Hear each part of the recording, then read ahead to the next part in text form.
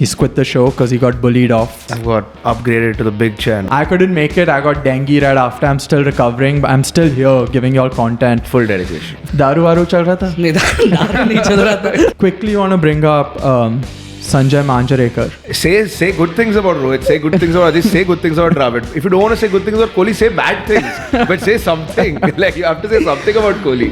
He's not a guy that can be swept under the carpet. Hopefully we'll win this nail-biting series that we are playing against Zimbabwe. So goodbye, Ronaldo. Thank you for the Euro memories. Thank you. Hopefully we don't see you at another international tournament. Because we love you. It's coming home. It's coming home. Football's coming home. The Premier League is back. Transfer rumors are back. I am so excited. The Euros is not even done. After the game, Taylor Fritz's girlfriend posted a story of Taylor Fritz winning the game and captioned it, "This is for the girls." And I didn't know tennis had this much drama.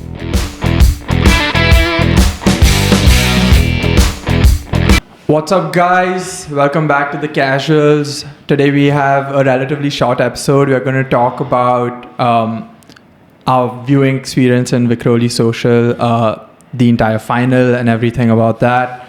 Then we'll go over the Euros, exciting Euros talk. It's heating up. Semi-finals are here.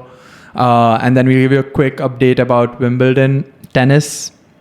And then finally, we'll end up with a little boxing talk. We don't have Tanaay with us today. He's quit the show because he got bullied off. If you saw the Havertz reel that we posted last week, he got a lot of hate.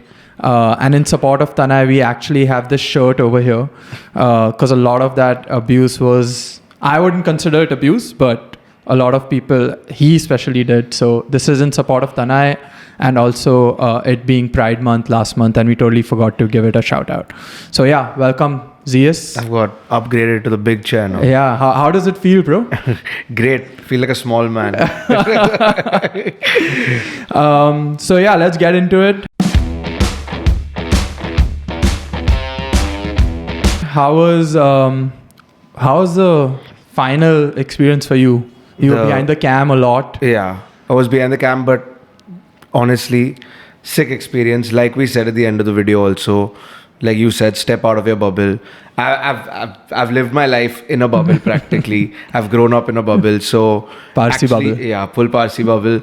So stepping out, because I wouldn't, if it wasn't for the show, I would have probably been with my friends back home watching the games, and to see the emotions of people, like, because everyone there didn't know each other as well. So even when India weren't doing well, you see everybody like kind of picking each other up. When India are doing well, celebrating with each other. I mean, it's crazy fun. Live sports in India, like you said, underrated as hell. Yeah, man. Just find a good group to go and watch it with. For sure. And even if you can't, I feel like everyone's just glued to the TV. Yeah, I feel like you could have, even if you had no one to go to an like a viewing experience like that, and everyone will be friends with you anyways. It doesn't we matter. didn't know anybody over there. We were like 3-4 of us who knew each other, but we were just going out talking to people, asking them questions, of course. But towards the end of it, everyone had a bond. And once we won, everyone was looking for each other. Come here, let me give you a hug. We started taking pictures with everyone. It was great fun. So yeah, amazing experience. The video did so well. Shout out Krish for editing it super well. Shout out Mustafa for helping us record it. But yeah, amazing experience. We are world champs. Shout out Real Madrid Mumbai and FCB Mumbai. Well. They helped us put that together. They invited us into their space. So yeah, thank you so much. Of course, that was one experience, but you also must have seen clips of the parade that happened. Oh my God, crazy. I think it was like 300,000 people. Yeah, 3 insane. lakh for 3 lakh people and 5,000 policemen, like we read. I don't know how they handled all that, but everyone was pretty well behaved. I couldn't make it. I got dengue right after. I'm still recovering, but I'm still here giving y'all content. Full dedication. And Tanaay is still not here. Tanaay taking a day off. Yeah, a few mean words, and he's like, he had to duck under. But our producers were there. Adesh and Krish were there. So if you guys want to switch on the mic real quick, I want to ask you a few questions. Arre, don't feel shy, Adesh. Come on. Adesh. हाँ. So Adesh was there. कैसा था experience? कैसा लगा? मतलब life time में पहली बार ऐसा कुछ देखा है मैंने, और मतलब भगवान थे वो लोग. कैसा लगा? मतलब इतने सारे लोग थे, अच्छा लगा कि बहुत ज़्यादा भीड़ थी? नहीं भीड़ थी, बट उसमें से वो लोग दिखे तो जो स्ट्रेस था वो सब चला गया. मतलब 6 घंटा उनके लिए वेट, किसी के लिए भी वेट नहीं किया. 6 घंटा वेट किया? 6 घंटा और वेट कितना सेकंड दिखने को मिला? हार्डली कुछ 2-3 मिनट. पर worth it था. हाँ, और वो सब थक गए थे, मतलब सेलिब्रेट करके थक गए थे सेट. हाँ, I know you sent me a video and I was like, damn man, I wish I was there for that. Even though I was looking at the pictures, I'm like, shit, that looks like too many people. I don't really want to be there. But then Adesh sent me that video of Rohit Sharma, Virat Kohli with the trophy, and he was lucky enough to be on that side also. Yes. It was fucking amazing. It was crazy. Yeah, if I probably didn't have dengue, I would have wanted to be there. आप stadium में गए? Stadium में chance मिल रहा था, but बहुत भीड़ थी. मतलब एंट्री का सीन क्या था स्टेडियम में? जो पहले आएगा, जो वो पहले बैठेगा. First come first serve. Which is awesome. They didn't charge anyone, just come and fucking celebrate. हाँ, मतलब कोई भी बैंड भी था, ढोल भी था अंदर. दारू वारू चल रहा था? नहीं, दारू नहीं चल रहा था.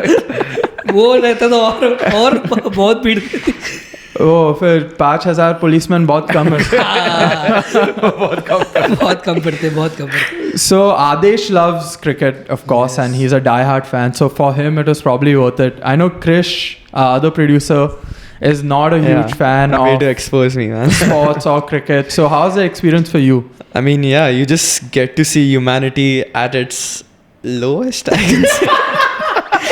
I see that because there were drones over there and people were throwing their chappals at the drones. Oh, that's elite move, bro. I would have probably done that. India at its highest outcome. Get those drones down. and there was a drought, man. Like, despite being near the Marines, there was no water at all. Didn't it rain? I slightly, not too much. Not too much. So overall, did you have fun? Did you enjoy the experience? In hindsight 20, I guess so. It wasn't fun being there, but it's a good story to tell, I guess. Hey, Krish, cut this out. Give me one highlight. I know it wasn't the best experience for you, but like one highlight or one story that you can tell your children and your grandchildren. No, I mean, one would be we were extremely like tired, and there was this random jeweler shop, and a security guard pulls us and like, "Idhar andar aao, and we were like, we complied for whatever reason. I don't know. He could have robbed us for all I knew. But we went inside. आपको पानी चाहिए, चाय चाहिए, and we were like, हाँ चाहिए. सब मिलेगा, सिर्फ अच्छा 5-star review दो हम लोग को. Oh, that's sick, bro. And I'm like, it makes sense because people all over the country were coming there. That jeweler's gonna be like the next new big shit. Dude, entrepreneurial spirit at its very core. Yeah. Humanity at its highest. What are you saying? Yeah. Adesh, same question for you. What was your highlight from that entire 6-hour suffer या मैं suffering? सिर्फ रोहित के लिए गया था, क्योंकि रोहित ही भगवान है मेरे लिए. पेट दिख गया उसका.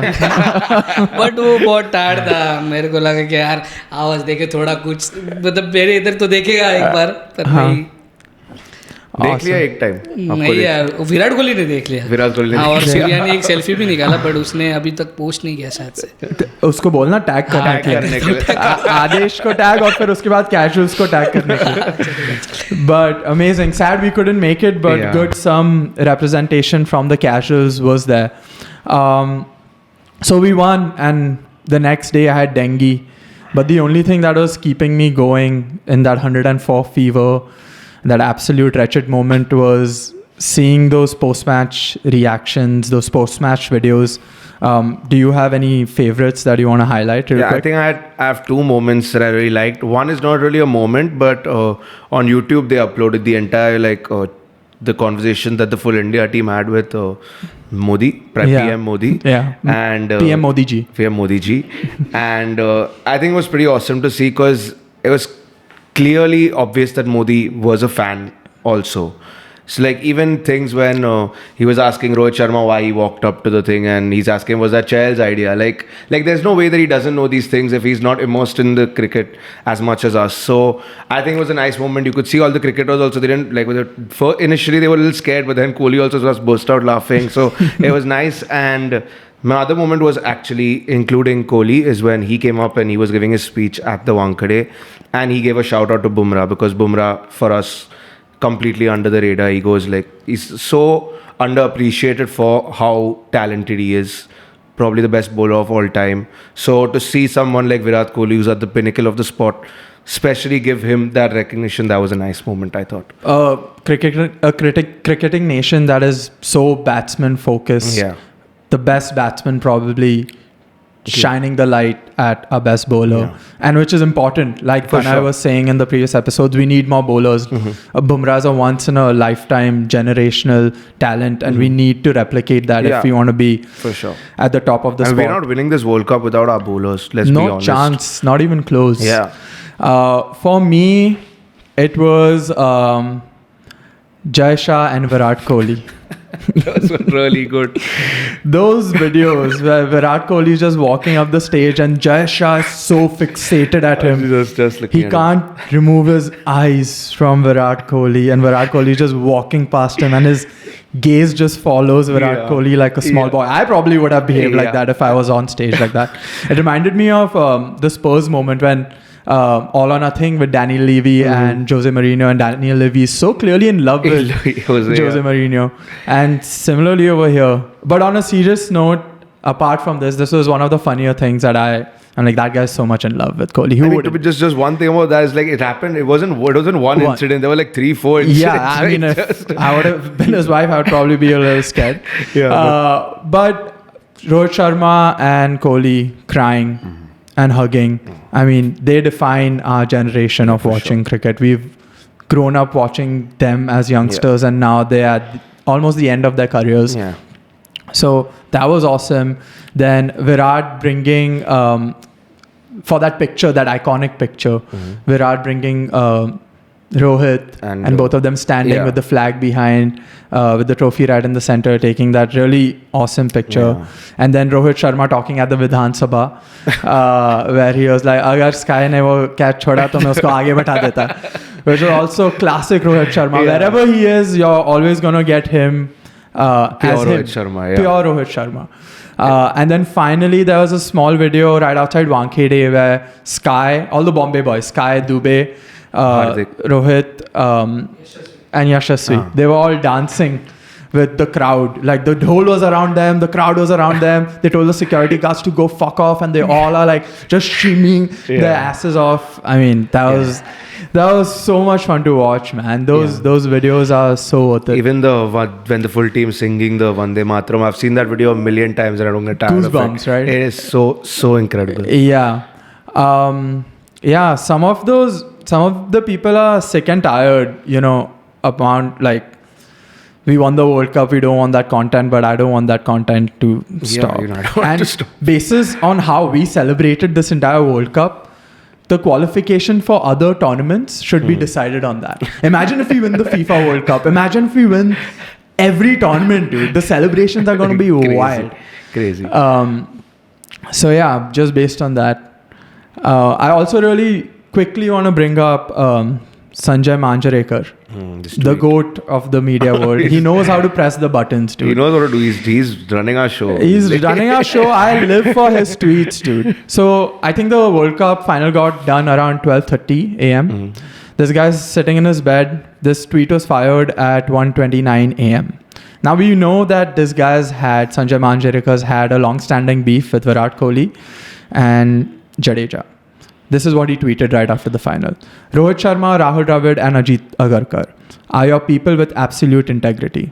So happy that they had something to show in the end. My heart goes out to them. I saw this tweet and I got so angry. Yeah. I'm like, even Jadeja and Kohli have retired, right? Yeah. You're not going to give them their shine. But then I understood. This is exactly what he's mastered. What he wants, and this is exactly what he's done. He had me like a fish. He had me and he just reeled me in. And I was like, okay, right now I just need to appreciate him for what he is, because this is what I'm trying to do too eventually. Passive aggressive. Yeah. So thank you, Sanjay Manjkrekar. But I think even just in regards to that tweet, to not give Kohli and Jadeja recognition is ridiculous. They've announced their retirement too. Say good things about Rohit, say good things about Ajit, say good things about Dravid. If you don't want to say good things about Kohli, say bad things. But say something. Like, you have to say something about Kohli. He's not a guy that can be swept under the carpet. And you can't. And by sweeping him under the carpet, you are making an amazing statement. So kudos to Sanjay Manjkrekar. on the casuals whenever you want. We are going to follow your marketing strategy. 100%. Yeah, let's move on to Football? No. We have a very important cricket series to talk about. I realize that nobody gives one shit. India can lose all 5 T20s. I don't think anybody gives a fuck. Oh my god. Who the fuck is watching? So India played Zimbabwe a week after the final. Yeah. Not even one player from the T20 squad was in this. No, only we lost one game. The reserves played. That's we lost the first game, believe it or not, after becoming world champions. We lost to Zimbabwe. And then the second game, our youngsters, namely Abhishek Sharma, went off scoring 100. First ever for India. First ever for India. Why wasn't he picked up in the World Cup squad? But who the fuck is watching these games? Who's watching India versus Zimbabwe? And whoever is should be arrested and put into a mental health institute. It's 1 week later. Nobody gives a fuck. Yeah, I think Jai Shah was preparing for us to lose. And he's like, okay, the country might need something to pick ourselves up. And that's why it's Zimbabwe on the platter. Oh, yeah. I mean, it's the fact that they're even playing a game right now is ridiculous. There's no point. You're not going to take any of these guys in the squad like in the future anyway. So what is the point? Like maybe Abhishek Sharma. I mean, a few you'll get Gill, Abhishek Sharma, but I mean, it's a rather pointless game. Like you said, nobody really cares. It just shows let the nation be on a high right now. You don't need to put a game. It's just, I mean, it's obviously a money move. We know that. I mean, we can't really doubt the amount of money they make. They can do whatever they want. So. But yeah, it's been pretty boring games. Like it just shows winning or I don't even like we won the game. I saw the end of that game. I saw the end of like Abhishek Sharma hitting his 100. You should be put into a mental health. Because he was hitting because even when they were playing, they're like, fuck this, we're just swinging our bat. His last 4, he was on 82 and then he reached 100 in the next 4 balls. So, but it was nice to see, I guess. But I didn't even give a shit. I was watching. I'm like, I don't give a shit. Yeah, nobody gives a fuck about that. Let's wrap it up and. Yeah, hopefully we'll win this nail-biting series that we are playing against Zimbabwe. Come on, pray. But yeah, once again, just shows you India runs the fucking cricket business. And without India, there is no cricket. I guess we're doing some charity towards... And I guess it's important if we want other nations to give us competition. True. Because we won this World Cup against all odds. Against all odds. Cool, let's move on to football. Yeah, we've had some... Quarterfinals have been pretty interesting. Even the boring games have gone into the penalties. So we start off with France-Portugal. Cool. France beat Portugal 5-3 on pens, 0-0 into full time. I mean, obviously the biggest takeaway from this is that Ronaldo is now officially out of the Euros. Is he? You never know. You had a wildcard entry or something. The GOAT. But yeah, last ever tourney for Portugal looks like not nice to see, but I mean, it is clearly time for him to give way. I think it's very sad watch. And I think everyone knows that it's time up for him, except him. He said he wants to play with his son now. His goal is to play with his son in the national. He saw Bronny. Yeah. Bronny Jr. This is not the NBA, bro. You won't be able to draft a kid like that. But if he pulls it off, I mean, if he can pull it off at Al Nassr. Yeah, he could. But it's not going to be anywhere near the level that he wants it to be. But all the Homelander comparisons online. Oh my God, they're hilarious, dude. I mean, it's getting scary as to how real they're actually getting. And his face also just fits in so perfectly, bro. Even all the Ronaldo fanatics are not bringing him up anymore. The fact that I haven't seen the stat that he's the top assist maker in the Euros history has not showed up on my timeline on Twitter, on Instagram. It's a huge testament to the fact that even they have given up on him. I mean, his fan base is also pretty level-headed now to the point where, okay, we knew this was... but... Now, I mean, after he got knocked out, I know a lot of Ronaldo fans and none of them have said he should be playing the World Cup. They're saying he shouldn't be playing the World Cup. You said he has his eyes set on the next World Cup, right? Yeah, he said, I will be there. For 2026, I will be there. But, I mean... In the stands, buddy. Yeah, probably. But, I mean, he is Cristiano Ronaldo, so if he wants to play, I guess he plays. I mean, I'm being pretty unfair. I love him. I've loved him. Yeah, even I love Ronaldo. So. You can't not love him. Yeah. It's time, bro. Even Mbappe was substituted off in that game at the 106th minute. And Roberto Martinez didn't have the balls to remove Ronaldo. Yeah. And credit to the Portugal players because they were feeding him. They were giving him every cross. Yeah. They gave him every free kick. Yeah. They gave him the penalties. Yeah. Mr. Easy chance at the end of the 90 it's like, also. When they have those charity cases, they bring on those Down syndrome kids and then kid. they just clear all the entire field and they just run towards the goal. This was basically what was happening with Ronaldo, but he still couldn't finish. He still couldn't finish the goals. I think he's at, now the status is no goals in the tourney and he has the most shots taken in the... I mean, he's taking free kicks from the corner practically. It's getting a bit ridiculous. And then his fans are stitching it up with that Real Madrid free kick where he's taking it from the same spot and it goes in. This is what he can do. Yeah, bro, that was his prime. I think in major international tournaments, he has 1 out of 41 free kicks. It's rough. And that one, you'll hear Ronaldo fans talk about that one free kick for years. It was the one against Spain. Yes. It was a great free kick. Great game. Great free kick, but it's 1 out of 40. Yeah, I feel bad for that Portuguese generation. They have some amazing players. A really good team. Some really fluid players that could do more without him. Yeah, even Bruno, you see how good he is for United. He's just been shit. Absolutely. Bernardo, he's been invisible. Yeah. How Felix, terrible. So goodbye, Ronaldo. Thank you for the Euro memories. Thank you. Hopefully, we don't see you at another international tournament. Because we love you. Because we love you. Yes, actually, this is our place from love. Yes. Because we love you. Yeah. I mean, move on to the next game.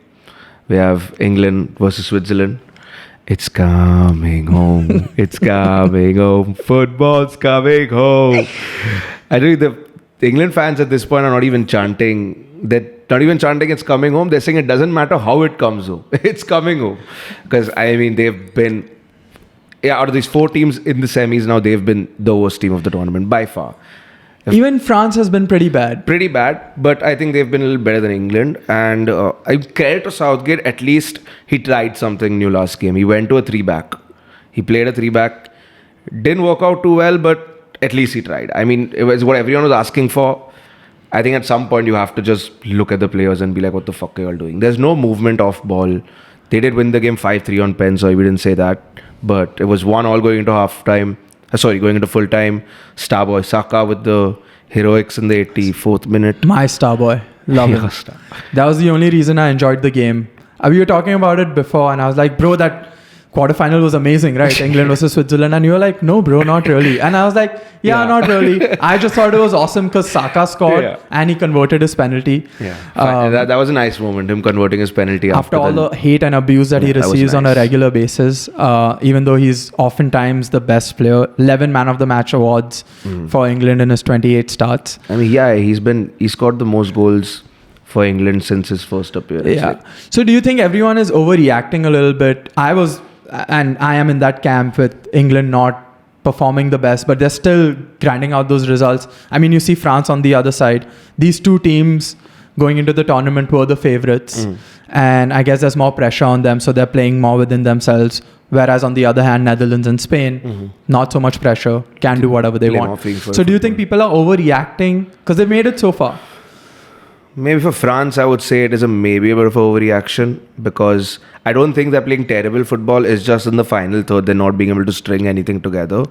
And they didn't have Mbappe for 2 games also. Now he's been coming back. He's also been quite invisible. Yeah. He's been getting the ball, cutting past one person and just giving some simple pass. I think his mask is getting in the way. I think he complained a word also. I think that's why apparently he got subbed off because his vision wasn't great for a penalty. Damn. So...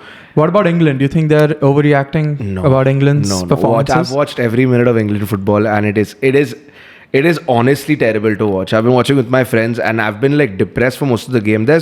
It's nothing going on. England have been pretty good in the last 3 major tournaments, the last 2 World Cups, obviously reaching the finals of the Euros.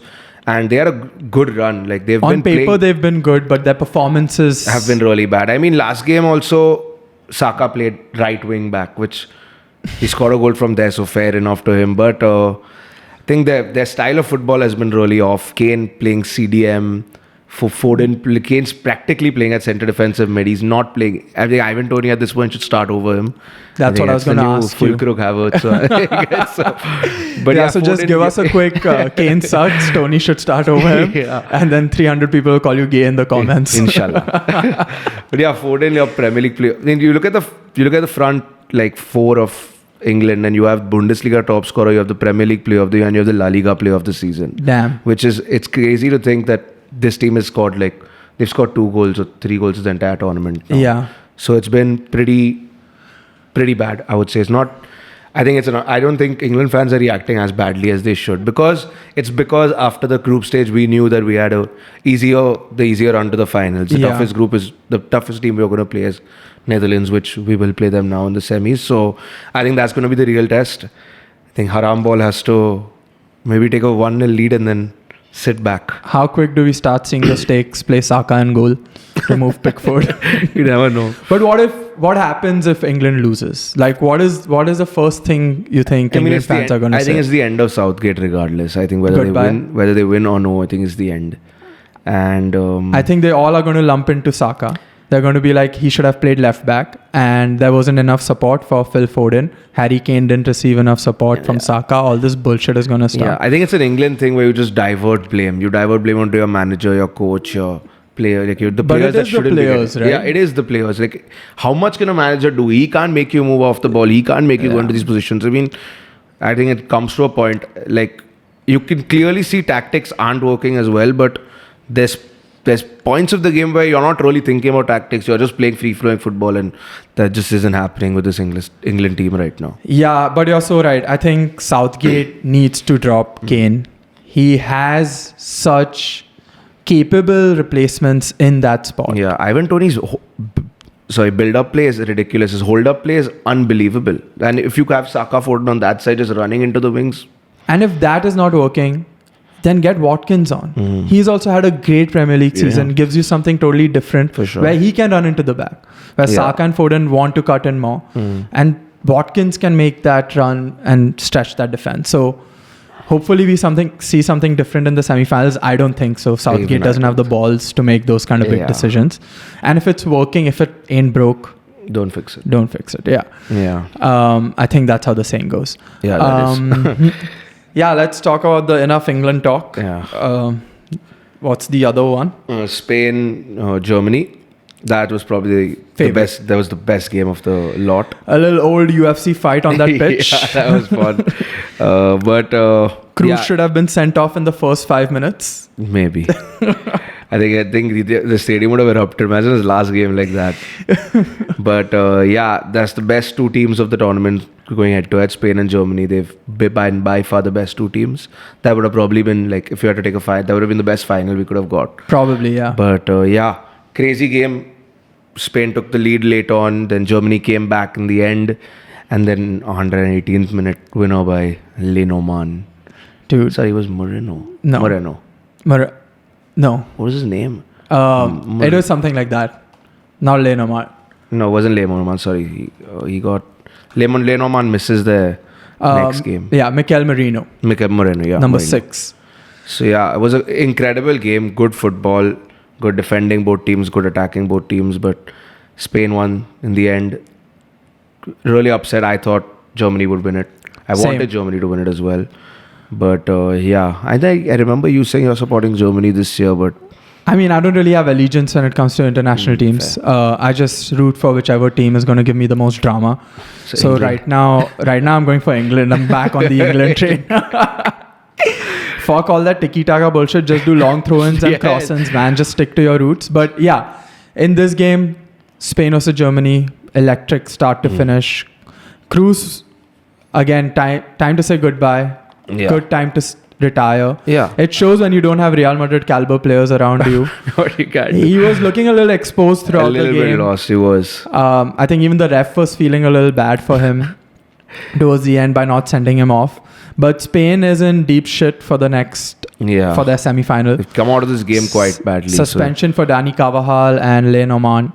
So their defense is looking a little thin. And Pedri is injured as well. Pedri out for finals and semi-finals. Exactly. So they do have a natural replacement for Pedri, and Dani Olmo was good. Yeah. He scored the goal as well. Yeah, but it's going to be a challenge for Spain. Spain kind of reminds me of the 2018 England. A young team with no real pressure, new manager. They've Just promoted going out this playing. guy from the youth systems, Lamine De La Yamal. Fuente. And they're just expressing themselves on the pitch Yeah. with both their wingers going wild. Same with England back then in 2018. There was no pressure. They were just playing football like they wanted to. And Spain over here too. So, I mean, I'm glad they made it to the semi-final. Yeah, I mean, Carvajal's was really, because even if he got his first yellow and it meant he's missing the next game, Yeah, it was a regardless, smart card. It was a really, like, if in that moment to actually think of that was brilliant, because Yeah. it doesn't matter, he's still missing only one game. Yeah.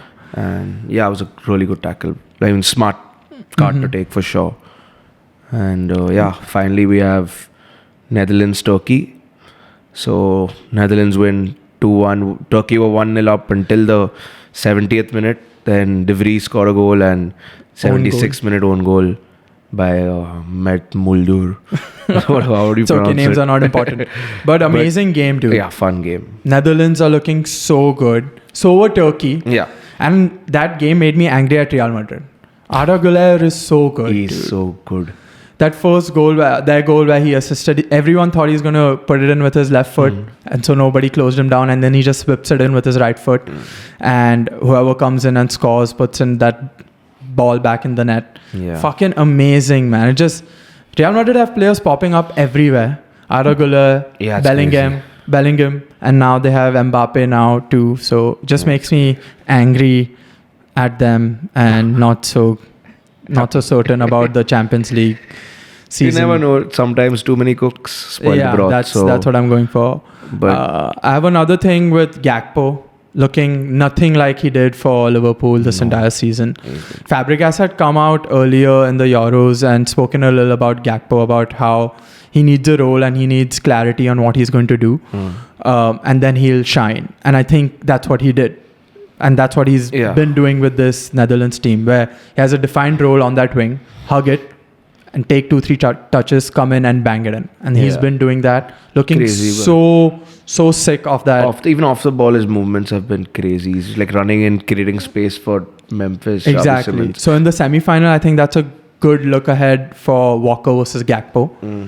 How Walker's going to handle that. It's going to be tough. Yeah, and Depay, when Weghorst came in, Depay looked amazing in that number 10 position. Maybe don't play him striker. Yeah, maybe play him position and play him in his position. But Xavi Simons also, he's another generational talent. But great with the ball. Always looks like he's really upset. He never looks happy. I've never seen him happy. Looks like Gabriel Jesus always has those eyebrows pointed upwards. Yeah, but we don't do predictions. Netherlands, we start with Netherlands, England. Netherlands, England. I want to say England. Okay, I'll go England as well, but on pens. On pens, okay. I don't know about that. I'm just going to... I'm going to go long throw in from Kyle Walker. And this time Saka does a bicycle. And France, Spain? That's I think tonight. France. I think Spain have too many players that aren't available. Dani Carvajal is a big miss. Lenormand is a big miss. Yeah, true. Pedri is a big miss. True. So it's going to be tough for them to contain Mbappe. So I think going for a serious pick with France. I think Spain have been the best team in the tournament so far, and I think they'll ride this momentum. They've knocked out the host country. One of the favorites to win the tournament they were. So I think they have replacements for Carvajal. They have Jesus Navas, who is at the end of his career, but he's been really good for Sevilla for the last few years. Pedri, like you said, they have a direct replacement with Dani Olmo. So I think they continue their high. I think they probably steamroll France. Steamroll France. Steamroll. 2-0 Spain. Okay. I think... Okay, that was too loud, Krish. I think that's a stretch, but hopefully, I mean, I'm just rooting for a good semi-final. Yeah. I just want to watch chaotic football. And your finals winner of the Euros. I mean, I said England, France. I want to say France. I think that'll be better for the reactions. Would it be, you think? People are going to go into meltdown if England doesn't get this Euros, reaching back-to-back finals and then not being able to do it. I mean, hopefully Saka performs well and England loses. He scores the pen. He scores a goal, and then Mbappe gets a hat-trick. Whatever. I don't want to get into specifics, but I just think it'll be funnier if England loses. Yeah. I think football's coming home. I've been saying it for 6 years now. DPC. Go green. But yeah, I think England take it. They've had an easy run to the final. So I think maybe on the final, anyone's day. Yeah. You show up, you show out. So we'll be recording right after. We'll be recording on the Monday. Yeah, the next day. Yeah, the Sunday. The Sunday will be the Wimbledon and the Euros final, and then on Monday we'll be on Shooting, studio, yeah. so we can react to all of that. And then on the football talk itself, the Euros is ending, but the Premier League is back. Boss, the Premier League is back. Let's go. T-1 month till the Premier League back. I can already see it on my timeline. The transfer rumors are swirling. Arsenal fans are way too online. So any rumor they can get a hold of, they are going to make it into a real story. So I just did a quick Google search. This is how I know the Premier League is back, is when I see Arsenal fans just lose their shit. I did a quick Google search and I went on Goal's webpage and I typed in Arsenal transfer rumors. And I scrolled down a little bit. Arsenal enter race for Ajax forward Brian Brobby. Arsenal interested in signing João Neves. Arsenal handed chance to sign Juventus's Federico Chiesa. Arsenal agreed terms with Bologna over Riccardo Calafiori. Love it.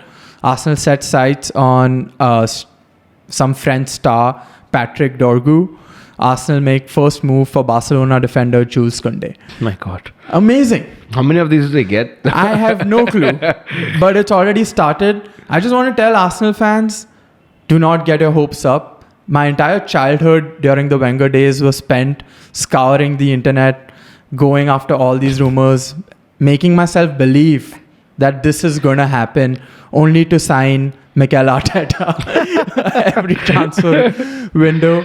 But yeah, the Premier League is back. Transfer rumors are back. I am so excited. The Euros is not even done. I can't wait for more of these transfer rumors to come and go. I'm not going to make myself believe that it's going to happen, but now I'm just going to enjoy them from afar. Yeah. Get myself a little excited because we do seriously have a chance at the title next season. And people say we are going for it. I'm doing it to myself again. I'm doing it to myself again. I'm going to stop. But yeah, it's back. Yeah. Transfers, on the talk of transfers, Chelsea already doing Chelsea things. Signed, I think 4 or 5 Those players. Maresca clips are, training clips are looking sexy, right? Enzo Maresca. He's teaching them how to play football again. So yeah, they've got Tossin from Fulham, which is like a free transfer. Mark Guiu from Barcelona, who's a young striker from them, for 5 million. Then from this William Esteva was his name, and he's supposed to be a Brazilian star kid. Another one of them. You're trapped into. Hopefully. Let's see. I doubt it highly. Because these guys are going out and showing out in the Brazilian league, which is not hard. Like anybody can do it. Maybe not anybody, but it doesn't necessarily. But if you're a mid-table team, you can probably come here and replicate it, right? Yeah. So maybe if we move to Arsenal, it'll be better for him. Hey, don't take shots at Arsenal.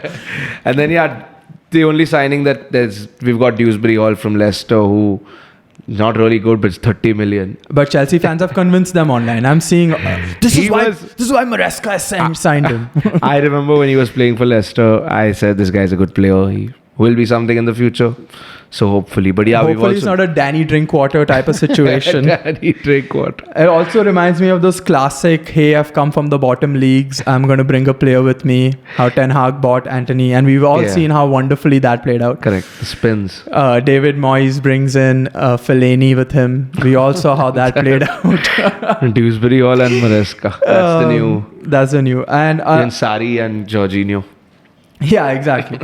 And then finally, Arne Slot is at Liverpool, so their training clips have also been making the rounds on the internet. I saw a very interesting clip where they were doing UFC training. They were doing the sparring, just tapping each other. Very interesting. He had all the academy boys in this huge hall just punching each other. Sounds kind of and yeah. And then now I know what a 6-minute race test is. So Klopp did this lactic test to see which players are fit or not before the preseason. I don't know why we're getting into this, but Slot came in and he's replaced that lactic test with a 6-minute race test where they have to run, I don't know, they have to complete like how many ever 400-meter sprints in 6 minutes, and yeah, something like that. I don't even know why I mentioned it, but all this is on my timeline, so I know that the Premier League is back, baby. Fabricio on duty now. On duty. Yes, boss. Let's get into... That was quick, dude. Football done? Copa. Yeah. Quick Copa shout out. I mean, it's super tough to watch. Yeah, 4:30 games is ridiculous. I mean, this is... How have they not... They didn't follow the ICC Jasha, get in touch. No wonder they're not making money, man. I think they wanted to make space for cricket on the schedule. That's how they put football so late at night. But a quick update on, as of now, we are recording on Tuesday. So as of now, it's Brazil is out. The semis are Canada versus Uruguay. Canada versus Argentina. And the other one is Uruguay versus Colombia. Yeah. I mean, obviously the Messi narrative is there on one side, and then on the other side, the Bielsa narrative. He's the coach of Uruguay. He's just coming out and giving amazing press conferences, talking about how football is the poor man's sport, and in a few years, it's not going to exist for the poor man. Yeah, but Bielsa is great. I mean, and the question was, hey Marcelo, how are you doing? And then he just goes on this amazing tangent about how football and socio-economics shapes an entire society and how he's trying to save it all. Or not even trying to save it all, just giving commentary on it. I absolutely nerd out for those things and I fucking love it. Yeah, it's fun. But what I really want to talk about is fucking USA, man. What are they doing? Generation. Their golden generation. Pulisic. Host team. McKinney. What are they doing? They're the host nation. All that big talk about USA being the next big soccer country. Where is it now? And it's sad to see because they do really have some talented players. I mean, you can definitely see football getting more recognition in US. Football. I refuse. So I think maybe it take a little more time. I think US, as usual, got a bit ahead of themselves. Got knocked out. Yeah, got knocked out to Uruguay. Yeah, Uruguay. Yeah. Pulisic also was beefing the ref after. Yeah. Some crazy said, go and celebrate. Why are you standing here? Go celebrate. And then he went to shake hands with the ref, and the ref was like, fuck you, I don't want to shake hands with you. You can't get big dogged, big dick by the ref, bro. That's the one person on the pitch that you can actually big dick. Yeah, but I've been watching the highlights for some of the games. To be honest, I'm not a big Copa fan. But the Brazil-Uruguay game was crazy. It was 41 fouls committed in a game. Amazing. After the 120 is 90 minutes because Copa goes straight into pens after 90 minutes. Yeah. So they started fighting while they were standing there waiting for the pens. They started fighting. So we were really heated. It was a fun game to watch. Yeah. Uruguay took it on pens, obviously. And yeah. To be honest, I haven't really watched any of the games. I just wanted to bring it up because America is not doing that well. It's been a tough 1 month for America. Their golden generation goes crashing out of the CONCACAF. They performed in the Cricket World Cup, though. They performed in the Cricket World Cup. But they also lost the American... So their under-20 American football team came third in the World Championships. You've literally... invented American football. They've invented this sport and they lost to Japan. That was for Hiroshima and Nagasaki. They've lost to Japan and then they lost to some other nation too, and they finished third in the world. What? Literally no other country plays this sport, dude. It's literally called American football. Be good at it. Y'all are supposed to be awesome at it. Yeah. The winners of the NFL are called world champs. And the NBA are called world champs. Should we remove that title? Like Noah Lyles said. Yeah, like Noah Lyles said. But yeah, just wanted to dunk on the Americans real quick. They're probably going to be world champions. NBA, they'll be basketball world champions this year. We've seen the Olympic team. It's crazy. Of course. I mean, that'll be a that is treat the only to thing watch. I'm excited for. But let's not appreciate them. Okay. Yeah, like fuck them. The funny part is that Canada's in the semi-final. Yes, and nobody's spoken about it. They are no golden generation, nothing. And they have an American who's the head coach. Yeah, Drake placed a $300,000 bet on Canada to win the semis. Oh, amazing. Should we do any just final predictions just for your winner of the Copa? Winner of the Copa, I want to go for Uruguay. I want to see Marcelo Bielsa at the helm, at the top. I just love him. I love how intense he is. Yeah, I mean, I'm going to go Argentina. Because, also Messi, but I just think... It'll be too sad for Ronaldo, bro. How does he come back from this? But honestly, because all the Ronaldo fans before were like, they're like, if Ronaldo wins this Euro, then he's back in the GOAT conversation. So it'll be so funny if he doesn't win and Copa. Messi just wins another Copa. Oh, man. I mean, I think the GOAT conversations, one week, maybe we can have one day, but it's not really a conversation. It's done. It's done. I think Ronaldo's better. Okay, that's about it from football. Yeah, it was Medvedev, Sinner, and wait one moment. Should we talk about the Medvedev Sinner game going on right now? Yeah, so at the time of recording, Sinner Medvedev is going on. So quite a cracker game. Quite a cracker game. Sinner it's 2-2 going into the fifth set. Sinner won the last set 6-2. And on the other hand, Alcaraz versus Tommy Paul, the most American name I've ever heard. he's on the other side, Tommy Paul has won the first set 7-5. We are going into the second set 0-0. But you wanted to talk about the Zverev and Taylor Fritz game. So we were, just for like a context, we were going to shoot yesterday, but because of heavy rains in India and Bombay, we couldn't get out of our house. Weatherman Zeus. Weatherman. So I got a chance to actually watch this game, this Zverev Fritz game. Probably my favorite game of the tournament so far. Intense game. Zverev takes the first 2 sets and then a comeback by Fritz, 3 sets in a row. It was pretty incredible because Fritz is like 15th ranked in the world and Zverev's like 3rd. Yeah. So 2 tiebreaker sets also, which makes it all the more interesting. But yeah, I mean, as a rank 15, I look at it this way: as a rank 15, if you're 13, if you're 2 sets down against like one of the best players in the world, you're probably getting demotivated. Like you don't feel like you can win that game. But at no point did Fritz ever look like that. He was insane. Every shot he was going like it was the last shot of the game. So shout out to him. We shat on Americans for long. We can give props to one now. Americans are back. Yeah, and Zverev was really upset after the game. He said the box of Fritz was making too much noise. He said they were too loud. He was I know why he was upset.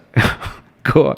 If I was leading by 2 sets and then I was losing after that. That is. And I was looking up into that box and I saw his hot GF. That would rub me the wrong way too. Let me see his hot GF. She is hot, dude. Bro, okay, so I can fill you in. Okay, I can confirm. I didn't really watch. I watched the highlights. I didn't really watch the game. Hot or not? Very. I would be upset. Yeah. I'm losing this game. It was in my hands. And now this guy's winning. And I look up into his box and I see his GF. Morgan Riddle, for anyone who wants to find her. Okay, everyone looking at the left. But the funny bit was, tennis is a little wild west when it comes to social media and all. So everyone apparently hates Zverev. I didn't know that. After this game, my Twitter timeline was just filled with Zverev hate, and everyone was like, good he lost. Did some research into it, and I've seen his past interviews. He's super arrogant. Yes. They have those ATP interviews. Who do you think is the funniest on tour? And he said, I am. Yeah. Who do you think is strongest on tour? I am. Who do you think has the best backhand? I am. And like people like Federer, Nadal, Djokovic are like, giving the props to who they think are the best, being classy. humble. I mean, tennis is a classy sport. Yeah, and so apparently he's super arrogant. Everyone hates him. And he also chokes a lot. He has a history of giving up those big leads and losing. So yeah, and then he has allegations against him for domestic violence against women, and we don't really need to get into that, but I understand why people hate him. He also had a lot of issues during COVID where he came out, he was partying during quarantine. That was all it. Yeah. That was all of it. All rumbled into one. Okay. So after the game, going off these allegations, after the game, Taylor Fritz's girlfriend posted a story of Taylor Fritz winning the game and captioned it, "This is for the girls." Damn. That's a good tweet. That's a good story. Direct shot at Zverev. Okay, that's nasty. Yeah, that is nasty. Dude. I love tennis. I love If that kind of drama is going out, bro, subtweeting, sub-storying each other, and it's so out there, bro, sign me up. Yeah. And then remember we brought up last when the French Open was going on, and I brought up how no one brings up the fact that Zverev has type 1 diabetes. This is probably why nobody likes no one him. likes us. They don't Nobody care. likes him. Nobody cares. Yeah. But this is awesome. So shout out to Taylor Fritz's GF. Yeah. I mean, arrogance in sport, I think it either makes people love you or hate you, because you look at your people like you have Conor McGregor, your Jose Mourinho, who are Ronaldo for that is extremely arrogant. Yeah. But I mean, if you're an absolute cock and you're a dick, no one likes you. Yeah, but I think Tanaay will like you. I think if Zverev wins those championships, Maybe then. I love him. Yeah, I mean, you can have arrogance if you back it up. Like if you're able to back it up, like the double champ can do what the fuck he wants. And then on the other hand, there was a Rune and Djokovic round of 16 game as well, which Djokovic beat Holger Rune. And throughout the game, Djokovic thought that people were booing him. So after the game in the press conference, he called the crowd the fuck out, dude. He's like, I know y'all are booing me, but fuck you guys. I'm here to stay and I'm going to win this entire thing. That guy has gone through a knee surgery. Doesn't look like anything has happened to him at all. It's crazy. On the other hand, Rune came out and said, they weren't booing you, dude. They were just saying Rune. And you thought it sounded like boo. But I don't know. People on the internet tend to differ. I'm going to go with the Djokovic storyline. They're booing him. He is known to be the villain of tennis. He's also the GOAT. And it's fueling him to fucking win this. So awesome. Also, Zverev had that sleeve on his knee. And I think this is a great excuse which everyone should do. I mean, if I was a tennis player at that level, I would probably do this. Even though I didn't have an injury, I would probably wear a sleeve. And if I lost, I'd be like, had a small niggle. That's why I lost. Yeah. That's what he blamed it on. But let's see. I mean, who knows what happened. I just like all the drama that's around it. And I'm hoping for a Sinner versus Alcaraz semi-final. Yeah, but talking about tennis and drama, like, honestly, I didn't know tennis had this much drama, because even the full Andy Murray thing has been going on right now. Yes. So he played for context, he pulled out of men's singles because he said he didn't want to play men's singles. He played men's doubles with his brother, and he played mixed doubles with Emma Raducanu. And so she played her last qualifier game and she lost that game. And she wasn't feeling too good on her wrist, and she had a singles game the next day again. So she decided that I'm going to pull out of the mixed doubles. I'm not going to play. And so that was an anticlimactic way for Andy Murray to play he'd already played his last Wimbledon game and nobody got to watch it. Yeah. The entire British crowd was edging, waiting to see his last game ever. And Emma Raducanu, this 21-year-old, is like, I'm not feeling it. My wrist is hurting. And then Andy Murray's mom got involved. Yeah. So after Emma Raducanu said this and her dear son wasn't able to play possibly his last game, she just took to Instagram and said, astonishing. That's all she said. Had to stand up for her 38-year-old son or however old he is. Yeah. So go moms. But what do you think? You think she should have played that game? Or? Because she lost the game after that anyway. I don't think she should have played that game. Your singles career is more important. She's been struggling to come into form. She finally kind of came into form in this tournament. Got a few good victories. So reserve yourself. Tennis is a very, very brutal sport. Yeah, for sure. If I was her, I would probably do that too. I know Murray is a legend and it's his final goodbye, but you're a professional. You got to think about yourself first. I mean, yeah, for sure. I think people are obviously, it's the internet and they're always going to get butthurt. And she's a woman, so they're climbing on top of her even more. And I don't think he's really helped it. I think he's edging them on quite a bit. He hasn't said anything, right? He's not even Yeah, of course he's pissed. I mean, I understand it from his perspective. She said that he tried to convince her to play and stuff like that. And he's also, he's British. I mean, there's a lot riding on this. I get it. I get both sides. Yeah, but for you're a sure. professional. You got to do what you have to do. I mean, you have to put yourself, like, you have to First. understand the reason she pulled out. Yeah, and it was not like they're going to go and Yeah, they're not gonna win the Yeah. doubles, mixed doubles, dude. Yeah, but she lost the next. She's out of the singles now anyways. Yeah. I mean, astonishing. Astonishing. Yeah, that's... Finally, you want to touch on boxing? Nate Diaz versus Jorge Masvidal. The pay-per-view was titled Last Man Standing. 10 rounds. Honestly, I'm not gonna sit here and act like I watched the entire fight. I watched a bit of it and then I passed out. As I watched highlights, it's a pretty boring fight. Nate Diaz won by split decision. But again, like last time we were talking about judges' scorings, one judge gave called the fight a draw, and the other two had Nate winning like 7 out of 10 rounds. So it's pretty crazy. Another interesting fact about this: Nate Diaz made 500k, Masvidal made 300k, and Conor McGregor won 1.6 million betting on Nate Diaz. The double champ does what he wants. Yeah. I mean, I think Nate Diaz, Jorge Masvidal, obviously in the UFC they had pulling power for pay-per-view, but I think on their own they realized they need Jake Paul. Yeah, and also it just shows you how big of a machine the UFC is. Yeah. UFC PR machine. PR machine, baby. It is huge. Yeah. Yeah, that's about it. Quick Yeah. episode. Yeah. Anything else you want to get off your chest? No, I'm good. Yeah, so look forward to the semi-finals and Wimbledon quarterfinals and semi-finals, finals. Yeah. See you guys next week. Thank See you you so guys. much for tuning in, and thank you so much for all the love on And the hate. and the hate and the hate that made Tanaay quit, but all the love on the last video. For sure. India fans versus the casuals. It was amazing to shoot. We're looking forward to doing more stuff like that in the future. Yeah. Thank you so much. Thank you guys.